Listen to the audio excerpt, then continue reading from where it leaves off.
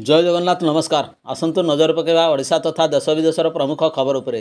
किंतु तापूर्व अनुरोध आपण भिडियोटी शेष पर्यंत देखंतु। जो मैंने प्रथम कर देखते सब्सक्राइब करूँ जहाँफल प्रत्येक वीडियो नोटिफिकेशन आपण सर्वप्रथमे पाइपर।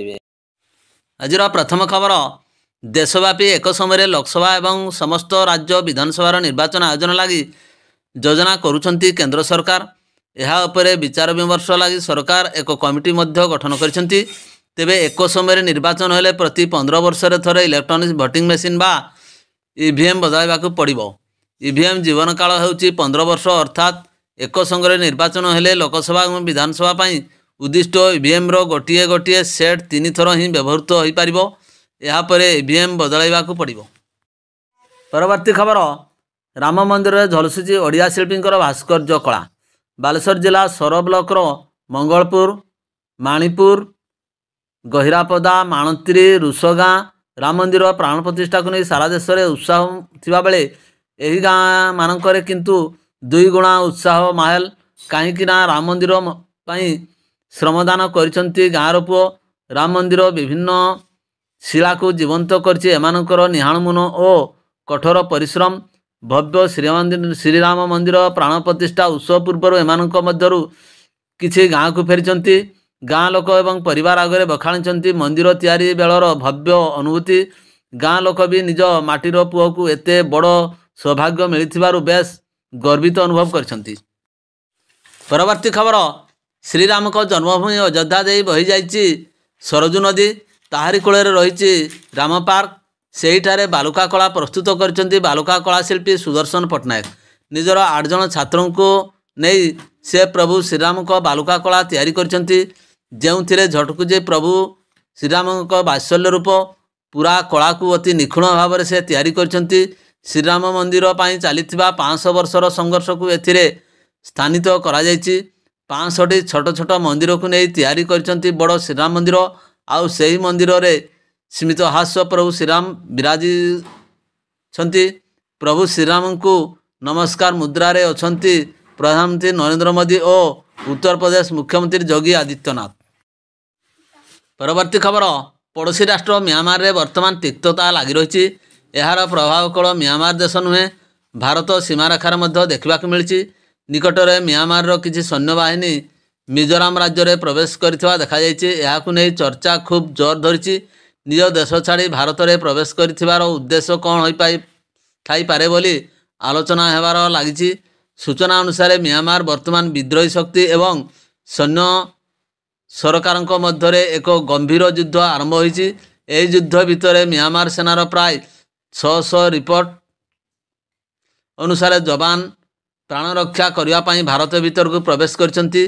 पश्चिम म्यांमार राज्य रखाइन रे एक सशस्त्र बाहिनी आर्कन आर्मी रे उग्रवादी माने सेना शिविर उपरे कब्जा करथिबा जानिबा को मिलिछि।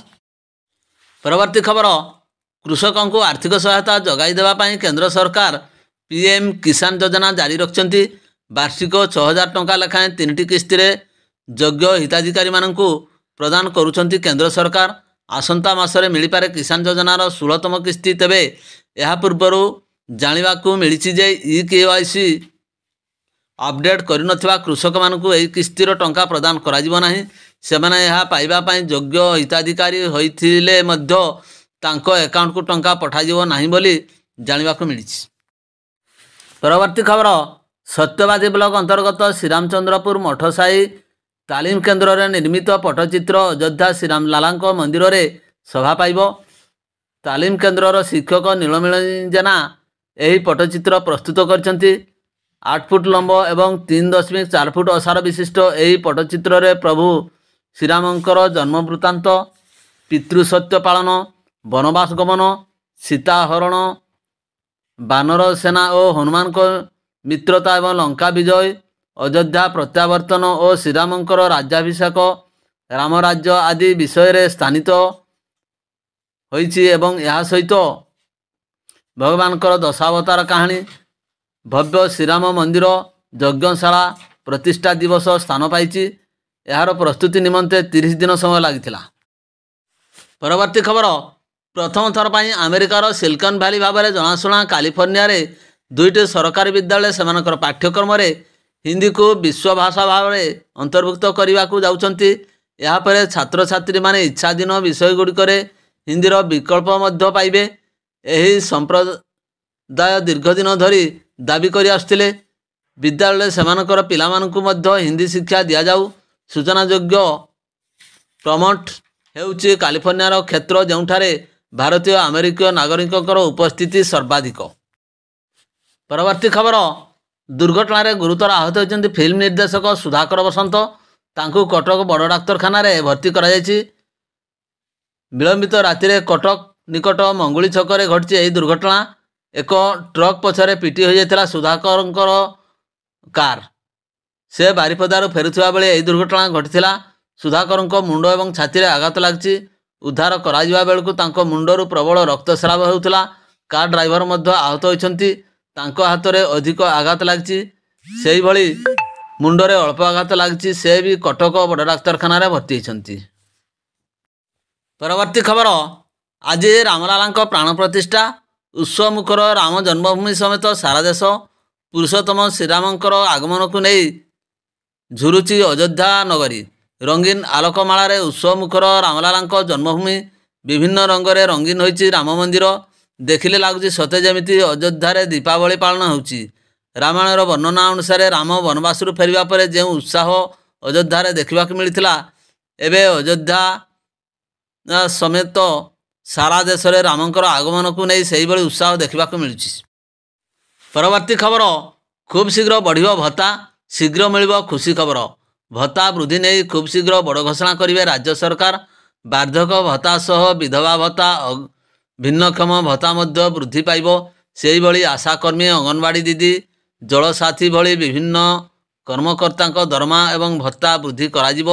ଏନେଇ ସୂଚନା ଦେଇଛନ୍ତି 5T ଅଧ୍ୟକ୍ଷ ଭି କାର୍ତ୍ତିକେୟାନ ପାଣ୍ଡିଆନ।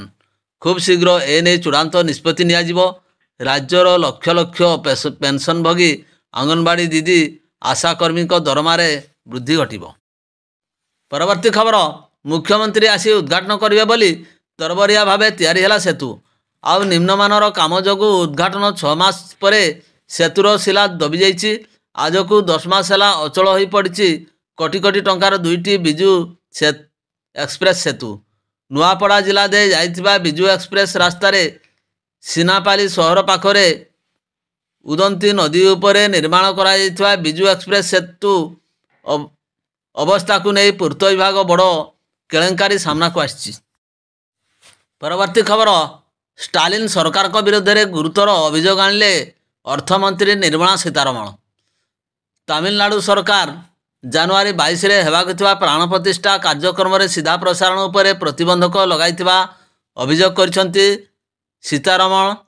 ତାମିଲ ଖବରକାଗଜ ରିପୋର୍ଟ ଉଲ୍ଲେଖ କରି ସେ କହିଛନ୍ତି ଯେ ତାମିଲନାଡୁ ସରକାରଙ୍କ ଦ୍ୱାରା ପରିଚାଳିତ ମନ୍ଦିରଗୁଡ଼ିକ ମଧ୍ୟ ଅଯୋଧ୍ୟାର ମହାନ ମନ୍ଦିରରେ ପବିତ୍ର ଦିନ ଭଗବାନଙ୍କ ରାମଙ୍କୁ ପୂଜା ଉପରେ ପ୍ରତିବନ୍ଧକ ଲଗାଇଛନ୍ତି।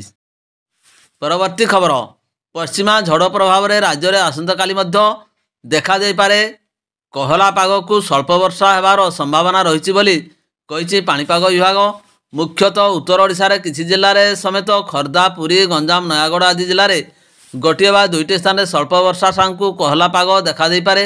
ସେହିପରି କୁହୁଡ଼ି ନେଇ ପାଣିପାଗ ବିଭାଗ ୟେଲୋ ୱାର୍ଣ୍ଣିଂ ଜାରି କରିଛି। ପାଣିପାଗ ବିଭାଗ ଝାରସୁଗୁଡ଼ା, ସୁନ୍ଦରଗଡ଼, କେନ୍ଦୁଝର, ମୟୂରଭଞ୍ଜ, ଢେଙ୍କାନାଳ, ଦେବଗଡ଼, ଭଦ୍ରକ, ପୁରୀ, ଖୋର୍ଦ୍ଧା, ନୟାଗଡ଼, କନ୍ଧମାଳ, କଳାହାଣ୍ଡି, ବଲାଙ୍ଗୀର ଆଦି ଜିଲ୍ଲାରେ କୁହୁଡ଼ି ଦେଖାଦେଇପାରେ।